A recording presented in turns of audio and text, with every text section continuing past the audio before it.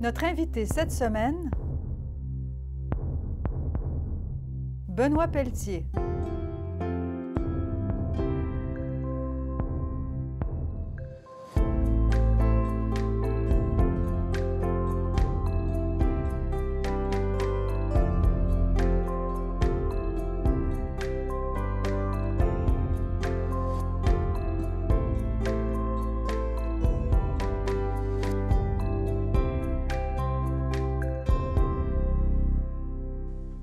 Benoît Pelletier, bonjour. Bonjour. Bienvenue à Mémoire. Merci. Merci de me recevoir. Alors, on va parler de votre enfance, parce que si je ne me trompe pas, vous êtes né dans la politique. Racontez-nous un peu. Oui, je suis né à Québec d'abord. Je suis originaire de Québec. Et alors que j'avais 9 ans, mon père s'est présenté aux élections municipales. Il faut dire que mon père était l'un des fondateurs du Progrès civique de Québec, qui était le parti de Gilles Lamontagne et qui est devenu par la suite le parti de Jean Pelletier, avec lequel je n'ai pas de lien de parenté, soit dit en passant. Mais donc, mon père a décidé de se présenter. J'avais à ce moment-là 9 ans. Il a été élu, figurez-vous. Il a été élu. Il est devenu conseiller à l'exécutif de la Ville de Québec. Moi, j'ai vécu cette campagne électorale-là d'une façon enthousiaste. J'ai associé immédiatement la politique à quelque chose de positif. Mhm. Donc, à 9 ans, en quelque sorte, je suis tombé dans la marmite de la politique. Et est-ce que vous aviez déjà un rêve de devenir politicien, de faire de la politique, de vous présenter un jour? Est-ce que c'était quelque chose que vous envisagiez? Pas avant, mais à partir de ce moment-là, oui. Et j'espérais même devenir premier ministre. J'espérais même devenir premier ministre. Du Québec ou du Canada, ça, c'était pas clair, cependant. mais, oui, j'avais de l'ambition. Et puis, voyez-vous, en 1970, donc un an après, parce que ce dont je vous parle s'est passé en 1969, Mhm. la campagne électorale de mon père. Mais un an après, on était en pleine crise d'octobre. Oui. Alors moi, j'ai suivi ça plus avidement encore que la plupart des jeunes de mon âge. Mhm. Je m'intéressais vraiment à ce qui se passait. Je voyais les acteurs politiques, les Robert Bourassa, Pierre-Éliott Trudeau, Jérôme Choquette, et ainsi de suite. Je voyais les acteurs politiques agir et je souhaitais, à mon fort intérieur, en devenir moi-même, un acteur politique un jour. Donc, cette crise ne vous décourageait pas? Non, du tout. Ça m'a même conforté et confirmé dans mon ambition et dans mon intérêt. Parce que, bon, c'est pas seulement de l'ambition, c'est aussi de Oui, l'intérêt. oui. Mais vous savez, il y a des gens qui se disent c'est étonnant qu'un jeune comme ça veuille devenir premier ministre, mais pour ceux que ça donne au hockey, là, ils se voient tous joueurs de la Ligue nationale de hockey à 9-10 ans. Là. Il se projette. Ben oui, c'est Mhm. sûr. C'est normal quand on est jeune d'avoir des ambitions, possiblement dans mon cas démesurées, inaccessibles à tout événement. Mon parcours l'a démontré que c'était inaccessible, mais c'est normal d'avoir de très, très hautes, de très, très fortes ambitions quand on est jeune. Mais la mienne, moi, était liée à la politique, Mhm. puis c'était lié à la fonction de premier ministre. Est-ce que vos parents vous encourageaient? Ils me regardaient aller avec une certaine Ah curiosité. oui, votre enthousiasme était très fort. Oui, oui, oui. Mais ils ne me décourageaient pas. Ils ne mettaient pas de pression non plus. C'est vraiment quelque chose que j'ai décidé par moi-même.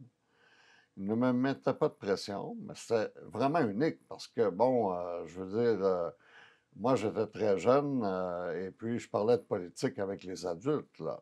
Oui. Je marchais dans ma paroisse, dans mon quartier. C'était l'époque où il y avait beaucoup de gens assis sur les Mhm. galeries, hein, sur les perrons. Mhm. Et ben, j'arrêtais puis je parlais avec les adultes de politique.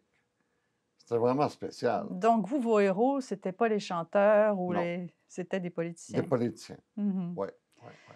Et vous faites donc des études de droit, finalement. Est-ce que c'était lié à votre ambition et à votre désir de devenir un jour un homme politique?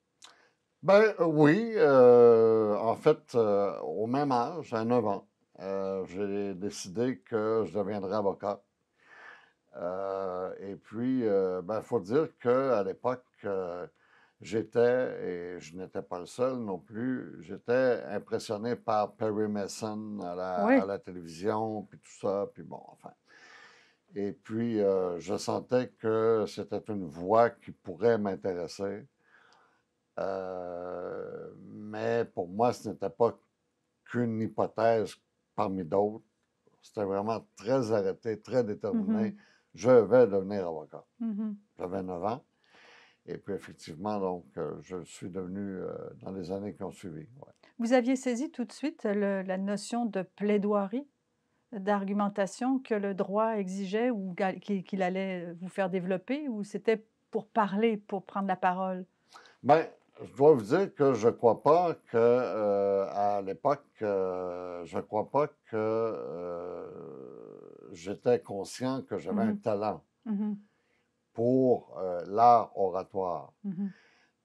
Mais dès le moment où j'ai décidé d'aller en droit et en politique, là, je me suis exposé moi-même. Je me suis mis dans des contextes où je devais parler en public. Et puis au fur et à mesure, ben, j'ai développé une aisance là-dedans et puis j'ai développé un certain talent là-dedans aussi. Vous parliez de vos ambitions quand vous étiez jeune et est-ce que vous aviez des modèles en parlant d'art oratoire? Est-ce que vous aviez des modèles en la matière? Mes modèles à l'époque, c'était Pierre Elliott Trudeau et Robert Bourassa. Et je dois dire que par rapport à Pierre Elliott Trudeau, ma perception de lui a beaucoup changé dans Mmh. les années qui ont suivi, notamment en raison du rapatriement de la Constitution canadienne, là, pour être franc. Mais ça, c'était mes modèles, ça. Donc, moi, j'avais dans ma chambre un très gros poster de Trudeau. J'avais un poster de Robert Bourassa. Donc c'était vraiment spécial, là. C'est sûr que... Vos amis, est-ce qu'ils vous comprenaient quand ils venaient dans votre chambre? Ah oui, oui, je veux dire, les gens m'acceptaient comme Oui, j'étais. oui, Oui, oui. oui, oui, Mmh. oui, oui, absolument. Euh, mais bon, enfin, c'était spécial. Mmh. Vous le dites aujourd'hui, quand avec le recul. Oui, oui, oui. Ah oui, oui, oui, oui.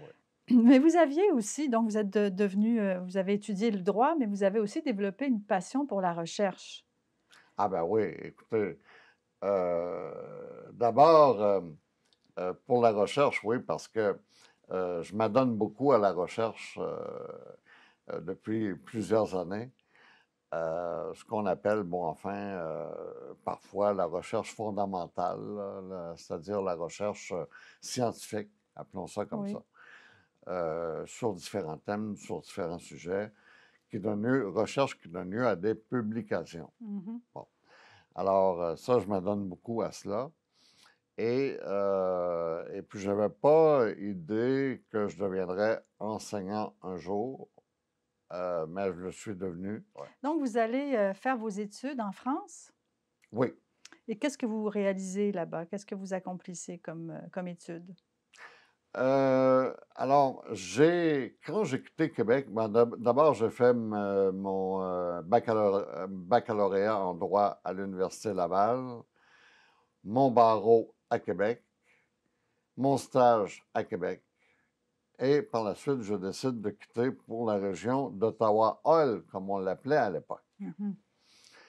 Et là, je m'inscris à la maîtrise. Et quelques mois après, j'entre au ministère de la Justice du Canada comme avocat de litige. Avocat de litige, donc, c'est l'avocat qui fait les différentes causes pour les ministères, les organismes fédéraux et ainsi de suite.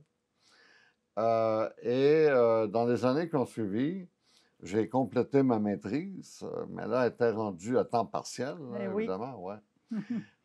J'ai complété ma maîtrise et puis une fois que j'ai terminé cela, je suis allé faire des études en France, à l'Université Paris 1, en droit, des études doctorales.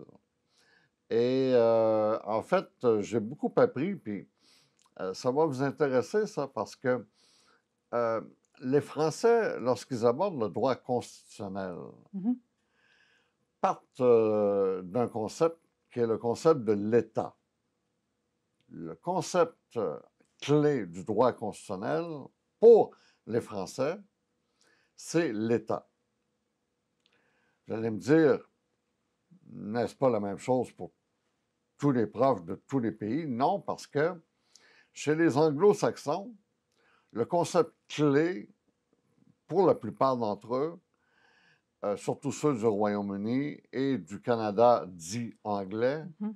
c'est le concept de couronne. Ils parlent du concept de la couronne. Mhm. Et puis pour les Américains, c'est le concept de peuple. Ils parlent du concept de peuple. Mais donc, en étudiant en France, j'ai développé une vision du droit constitutionnel très focalisée, très axée sur l'État et ses OK. institutions. C'est encore l'approche que j'utilise aujourd'hui. Mhm. Donc, vous avez accompli 2 doctorats en France. Oui, alors, donc, j'en ai fait un d'abord à l'Université de Paris, Paris 1, et j'ai fait un deuxième doctorat à l'Université d'Aix-Marseille quelques années après. Et pour le deuxième doctorat, j'étais en politique à ce moment-là. Mhm. Et puis j'ai obtenu un doctorat honorifique de l'Université de Moncton. Donc vous disiez que vous étiez, au ministère de la Justice comme, procureur finalement, c'est ça? Oui, C'est ce que vous faisiez? avocat de litige, Et oui. donc là, c'est pendant la période de Mitch? Oui. Alors là, c'est pendant la période de Meach. Enfin, ça a duré 7 ans. J'étais 7 ans au ministère de la Justice et j'étais là au ministère de la Justice quand Meach a été négocié en 1987. Et Meach, ça a duré 3 ans, jusqu'en 1990. Mhm. Bon. Et là, je rongeais mon frein, Oui. littéralement. Là, je me disais, mon Dieu, j'aimerais donc ça pouvoir commenter sur la place publique Oui, parce que l'accord vous du lac pouviez Meach. pas. Je ne pouvais pas le faire. Mhm. Étant au ministère de la Justice, Mhm. je ne pouvais pas le faire. Alors, je me disais, j'aimerais donc ça commenter Meach sur la place publique. Je ne pouvais pas le faire. Et c'est l'un des facteurs qui m'a conduit, qui m'a amené vers la carrière universitaire. Parce que là, en devenant professeur, je pouvais commenter les choses publiquement. Je n'étais plus au ministère de la Justice en tant que tel. Les professeurs, d'ailleurs, ont une liberté de parole, une liberté d'expression qui est extrêmement enviable. Oui. Oui. Et Qui utile est, qui pour est la utile société. et qui est appréciable et tout ça. Alors, donc, j'ai changé ma trajectoire et puis j'ai cherché à devenir professeur d'université, puis je le suis devenu. Mhm. Mais vous vous êtes impliqué aussi dans les instances, de l'université. Vous n'avez pas été seulement enseignant, vous avez été, dans la gouvernance. Oui, oui, oui, j'ai été doyen adjoint de la faculté de droit. Et puis, en fait, globalement parlant, je suis très fier de l'Université d'Ottawa. Je dois dire que c'est une, une très bonne université. Puis, ça a toujours été un employeur impeccable pour moi. J'ai rien à redire. Mhm. Mm. On parlait, donc de liberté de parole, là, vous êtes devenu enseignant et vous êtes devenu, universitaire, une carrière d'universitaire, donc vous aviez un peu plus de liberté de parole. Est-ce que ça suffisait? Est-ce que ça vous comblait au niveau de la possibilité d'influencer le débat, de changer, finalement la politique? Oui, j'étais bien content parce que j'étais dans les médias. Et puis, En même temps, ben, je bâtissais ma carrière comme juriste et puis comme professeur. Et puis, j'étais bien, bien content.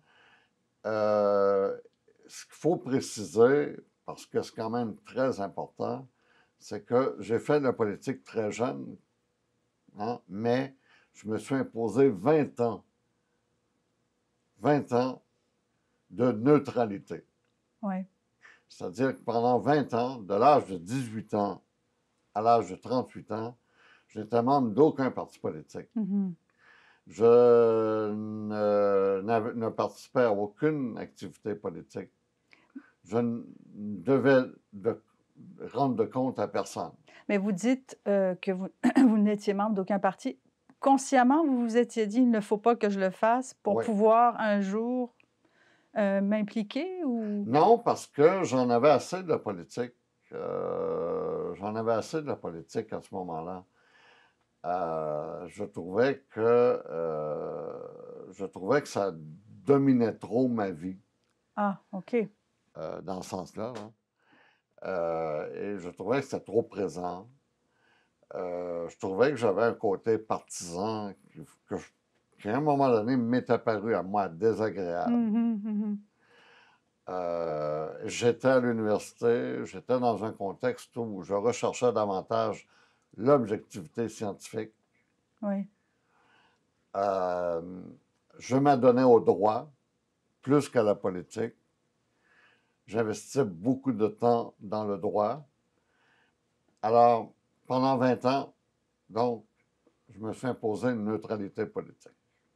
Et est arrivé un jour où vous ne l'avez plus fait. Oui, ben c'est ça, c'est que je suis en Europe euh, pour une année sabbatique. Et en Europe, il y a, j'entends parler du fait qu'au Canada, il y a un certain Jean Charest qui pourrait prendre la tête du Parti libéral du Québec. Là, je commence à être nerveux parce que je me dis, oh, attention, peut-être que le moment déterminant dans ma vie s'en vient. Mhm. Jean Charest, je ne l'avais jamais rencontré. Mais moi, j'avais beaucoup, beaucoup d'appréciation pour les progressistes conservateurs de Brian Mulroney. Moi, j'ai toujours trouvé Mulroney extraordinaire et encore aujourd'hui, je pense que c'est l'un des plus grands premiers ministres que le Canada ait connu. Mais à tout événement, là, on a un ministre de Mulroney, Jean Charest, qui a l'air sympathique comme ça publiquement quand je le vois, puis bon, tu sais. Et là, il s'en va prendre la tête d'un parti qui est un parti qui m'intéressait, le Parti libéral du Québec. Parti qui m'intéresse par son équilibre, par sa défense du fédéralisme, et ainsi de suite, ainsi de suite. Alors là, je me dis, oh, attention, ça se peut que Jean Charest devienne chef du Parti libéral du Québec. Donc, je commence à être fébrile un peu en me disant, oh, peut-être que ça va être plus fort que moi et qu'il va falloir que je participe à ça à ma façon. Il devient le chef. Il devient le chef. Et là, moi, je suis pris à ce moment-là par, comme une voix intérieure, là, Mhm. je suis pris à ce moment-là par la tentation de me présenter et finalement, c'est comme si c'est quelque chose que je ne peux pas stopper, que je ne peux pas freiner. C'est plus fort que moi. Mhm. Alors, d'Europe, là, Charest devient chef, et ainsi de suite, ainsi de suite. Le temps passe. Moi, je fais rien, mais je suis en Europe, toujours. Et d'Europe, à un moment donné, j'ai appelé John Parisella, que Mhm. j'avais rencontré dans des studios de télévision. Je n'étais membre d'aucun parti. Mais je l'avais rencontré. Alors, je l'appelle en lui disant, écoutez, si jamais vous cherchez un candidat, peut-être que je serais intéressé. Mais il vous connaissait puisque vous, vous aviez commenté plusieurs fois dans les médias, Exact, notamment d'ailleurs le référendum en exact, 95, vous aviez eu exact, un rôle exact, d'observateur. exact. Mhm. Alors, donc, finalement, là, je l'appelle, et puis, dans les semaines qui ont suivi, je reviens au Canada, hein, d'Europe, je reviens au Canada, et puis, c'est là que finalement, ils ont cherché à me rencontrer, puis, La sabbatique était terminée. ouais, ouais, ouais, puis ma femme comprenait aussi, là, que on s'en allait vers des gros sacrifices familiaux, des gros Mhm. sacrifices familiaux. Oui, j'allais vous poser la question justement, à vous parler de cet appel. Finalement, c'est un appel que vous avez ressenti, mais vous en parlez avec votre famille. C'est une décision, j'imagine, familiale. Comment ça se passe dans ces moments-là? Pas au tout début. Au tout début, c'est vraiment moi avec le téléphone et puis John Parisella et je n'en parle pas parce qu'il n'y a rien qui se... Je suis Oui. pas certain que ça va se concrétiser. Et puis en même temps, j'ai pas dit à Parisella, je vais me présenter. J'ai dit, si vous cherchez Oui, quelqu'un, peut-être que je serais intéressé. Tu sais, je me gardais une petite, oui. Oui. je me gardais une petite porte de sortie. Euh, Quand ça s'est précisé, là, évidemment, parce que j'ai reçu un appel téléphonique pour venir rencontrer Jean Charest à Québec. Mhm. Fait que là, ma femme est venue avec moi à Québec et elle savait bien c'était pourquoi, finalement. Oui. Alors, donc là, c'est sûr que c'est devenu à ce moment-là un projet familial. Mais c'était néanmoins un projet qui nous troublait un peu parce que euh, ma carrière de juriste était bien partie. Mhm. J'avais un peu le sentiment de compromettre cette carrière. Mhm. Et puis en même temps, du côté familial, ça allait bien. Fait que là, j'avais le sentiment de prendre des risques par rapport à ma famille que je pourrais regretter.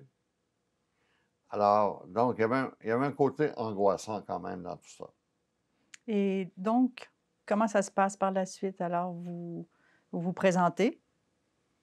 Je me présente. Alors là, il y a la conférence de presse où on annonce ma candidature. Et un journaliste lève la main. Monsieur Pelletier, depuis quand êtes-vous membre du Parti libéral du Québec? Ben, je suis pas membre. J'entre membre aujourd'hui. Comme ça que ça s'est pas. Et c'était exceptionnel. D'habitude, les candidats étaient déjà membres, c'est ça? Ben, au moins, Mhm. moi, je vous le dis, je n'avais aucune activité politique.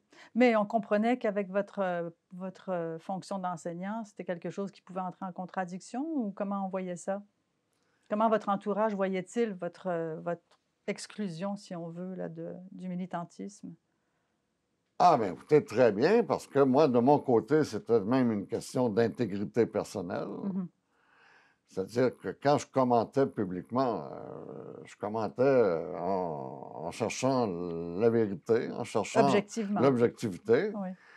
Je ne devais rien à personne. Et puis, quand je commentais, je n'avais pas les mains liées à un parti politique ou quoi que ce soit. Alors, moi, pour moi, c'était une question d'intégrité. En annonçant ma candidature, là, je changeais carrément de pôle. Et puis, je perdais Oui, cette objectivité scientifique. J'ai trouvé ça très dur. oui, Ah ça ouais, doit. ah Mhm. ouais, absolument. Je trouvais ça très dur. Et puis, là, j'avais une étiquette à compter de ce moment-là. Et puis, je me suis dit, bon, ben là, je vais avoir l'étiquette toute ma vie. Oui. Oh là là, non, non, ça n'a pas été facile à absorber tout ça. C'est vraiment un enjeu, la question de l'étiquette, justement, avec un parti, parce qu'au fond, vous êtes obligé enfin, vous êtes obligé, vous l'avez fait à votre façon d'ailleurs, mais vous vous identifiez à un parti, vous êtes identifié à un parti, mais vous voulez aussi garder votre liberté d'esprit, ce qui a fait de vous un bon candidat. Ouais, C'est ça qui est contradictoire et que les gens souvent ne comprennent pas. ouais. Oui. Finalement, je n'ai pas eu de conséquences négatives sur ma carrière de tout ça. Mais il y aurait pu y en avoir de telles conséquences négatives. Il y aurait pu y en avoir. Il n'y en a pas eu. J'étais très chanceux. Et les choses ont bien tourné. Mais au tout début, moi, j'étais très, très inquiet. D'abord, j'étais inquiet par rapport à ma famille, premièrement.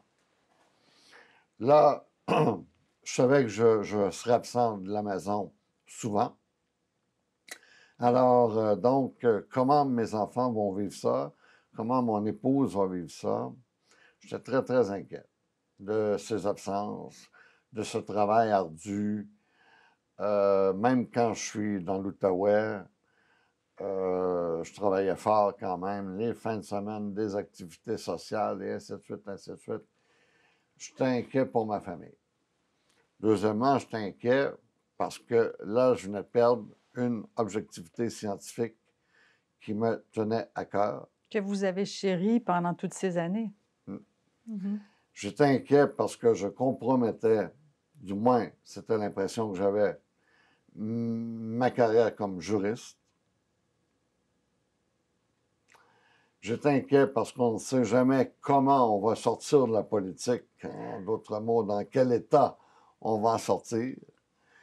On ne sait jamais comment les choses vont se passer. Et puis, il y a toujours un côté inquiétant.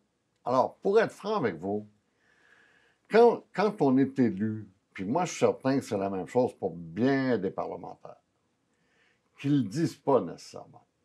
Mais quand on est élu, on est content. Évidemment, bon, on salue les gens, il y a des gens autour de nous, puis là, on célèbre la victoire.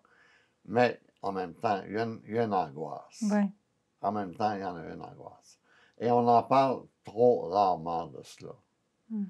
C'est l'angoisse qui est liée à la politique. Si ce n'est pas lié à autre chose, à tout le moins, c'est lié à la politique. Comment ça va se passer? Oui, parce que là, vous n'avez plus du tout le contrôle que vous aviez devant des classes d'étudiants, dans vos bureaux d'enseignants, avec vos collègues. Là, c'est complètement autre chose. Non. Ma relation avec les médias change aussi. Oui. Imaginez-vous, parce qu'on me fait savoir très rapidement que là, je suis rendu de l'autre côté de la caméra, là, puis que finalement, ma façon de parler, évidemment, et on me fait savoir que ils vont être critiques envers moi, puis que, bon, enfin. Ça aussi, ça s'ajoute. Alors là, je me dis, mon Dieu, moi qui avais un paradis, Oui. hein, moi qui avais un petit paradis à l'Université d'Ottawa, comment ça se fait que j'ai remis ça en question? Bien, justement, comment ça se fait? La voix intérieure. Ah oui. La voix intérieure. Irrépressible. Qu'est-ce que vous voulez que je vous dise? C'était plus fort que moi. Benoît Pelletier, merci pour ces entretiens. Merci de m'avoir reçu.